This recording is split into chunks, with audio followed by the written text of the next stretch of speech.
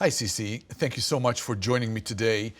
You've done a lot of research into the ancient Jewish wedding system and what we can learn from that about the reality of Yeshua and his bride, the church. And so, what is the sacrifice of Yeshua? How does it relate to the different steps in an ancient Jewish wedding system? So it does speak about the second step of an ancient Jewish wedding system, where the father of the groom gives, or the groom himself gives the price for the bride. And when Jesus had his Last Supper with his disciples, he took the cup of the wine and he said, "This is the cup of the new covenant by the blood that is shed for you." So it is strongly related as Jesus is described as the bridegroom in the New Testament. And there is a purpose that John says when the groom comes, the friend of the groom has to decrease. And the fact that Jesus paid a high price by his blood is very significant. And maybe even an example for a wedding that we have here on earth, because I believe that a wedding here on earth is actually pointing to an ultimate wedding that will one day be when the church is united to Yeshua HaMashiach. And so he paid the ultimate price for the bride, and then he said, "I'm going to prepare a place for you." Right. He's going back to his father's house. How does that play out? Right. So after the groom pays the bride price, and then there is an engagement ceremony between the groom and the bride. And then he tells her, it used to be that the groom would tell his bride, "I am going to prepare a place and I will come and fetch you when it is ready." And that is why Jesus purposefully chooses those words when he says, "In my Father's house are many mansions. I am going to prepare a place for you and I will come back." Jesus means that he personally is going to come back and fetch his bride. Because he is the bridegroom. Because he is the bridegroom, yes. Okay. Now, as it used to be, as I recall from an ancient Jewish wedding system, the bridegroom actually goes back and he physically builds a home for him and his wife. And when the home is ready, then he's coming back. Now, the bride didn't really know when he's coming back. So she didn't know exactly when he would come back. When Jesus left, he said he would prepare a place. And we know that when the time is right in an ancient Jewish wedding system, the father of the groom would say when everything was complete, he would give the order for the groom to go fetch the bride. And Jesus said that he didn't know the time or the hour when he would come, only the Father in heaven. Why did he say that? He's actually showing us, and he's deliberately choosing again those words because he wants us to look at an ancient Jewish system, because he is actually completing the 6 steps of an ancient Jewish wedding system. So when he comes back, actually, there are several things that happen. He comes back to the home of the bride, which is he enters the atmosphere of the bride to fetch her.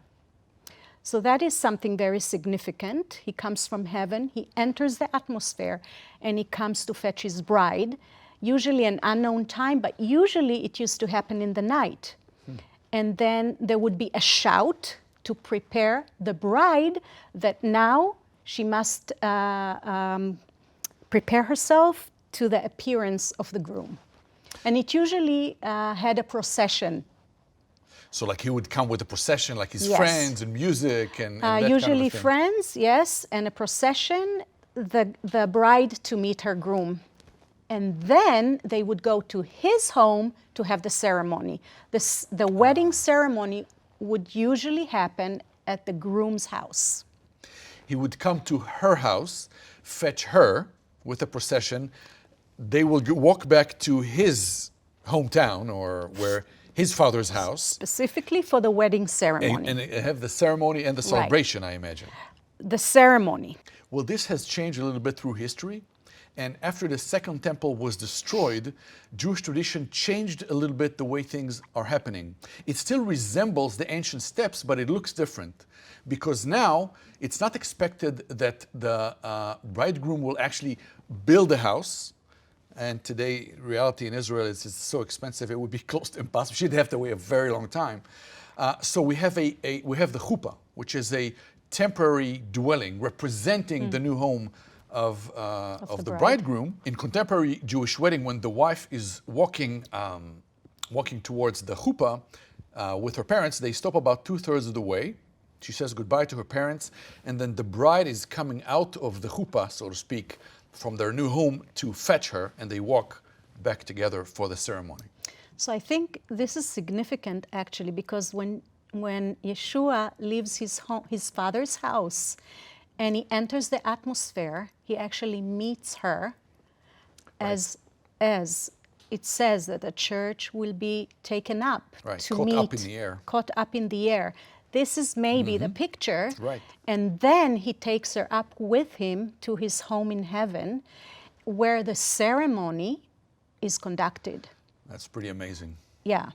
And it does represent a very beautiful wedding, as we read in Revelation. I think it's 21 where it says, or 19, where it's described that his bride is wearing white clothes or a white garment, which is very, where actually she's glorified, she's pure.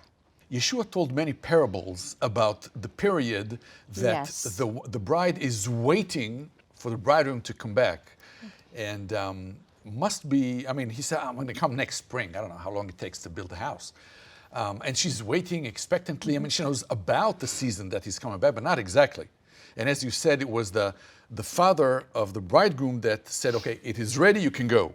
The bridegroom came with a procession to the bride's house, and she came back with him, and they had the wedding ceremony. What happens next?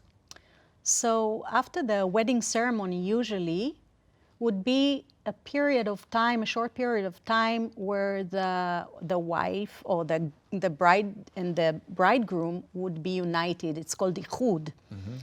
And at that, straight after that, that's when there would be the wedding celebration, mishteh, a wedding celebration, which Isaiah 25 speaks about.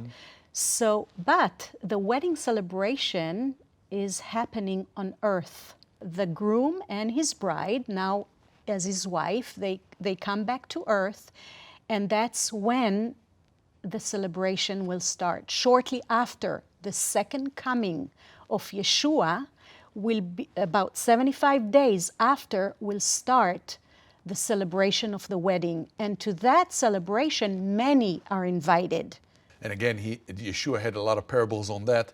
But I mean, that's really amazing to look at it. It makes so much sense as we look at the time period in Scripture. Exactly. So actually, by observing an ancient Jewish wedding system, we can, first of all, better understand the parables that Jesus is speaking, because they're different parables speaking about different times in an ancient Jewish wedding system. It does help us put events in the right sequence, events that will happen in the later days.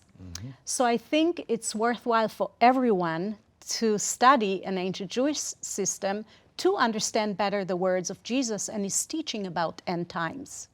So in an ancient Jewish wedding system, what happens after the big celebration, the big feast? What happens then? The couple settle in their new home. And we read in Revelation 21 and 22, we read about the new home of the bride, which is the New Jerusalem. It's a beautiful 2 chapters describing the ultimate eternal home of the bride, like the Jerusalem coming down from heaven, which is beautiful. And this will finally be after the 1,000-year reign of Yeshua on earth, this will be the eternal home. Now, this is absolutely fascinating, I think, and I think also for our viewers, this is new material, and we talk more about it in some of our online courses in our seminary. But it's a lot more than that. First of all, we've been married, you and I, for 31 years. Just a few days ago, and one of our sons got married a little while ago. And as we're talking, I'm thinking about the current Jewish weddings, also as followers of Yeshua, and how we see those steps play out, looking for the Messiah. So thinking about our son's wedding, I think one of the most touching, and I think many people told us that they cried, is when actually the bride comes down the aisle and he saw her and he started crying. And I think this is how Yeshua views us when he finally we will be united to us, is his love. And I think the ultimate love, that is an expression of the ultimate love, agape love of God towards his people, is by giving up his life for us. And I think that's why Paul says in Ephesians 5, he says, husbands, love your wives as Yeshua loved his church and gave himself up for her. I think that is the ultimate expression of love in this world and ever in the worlds to come, is him dying for his bride.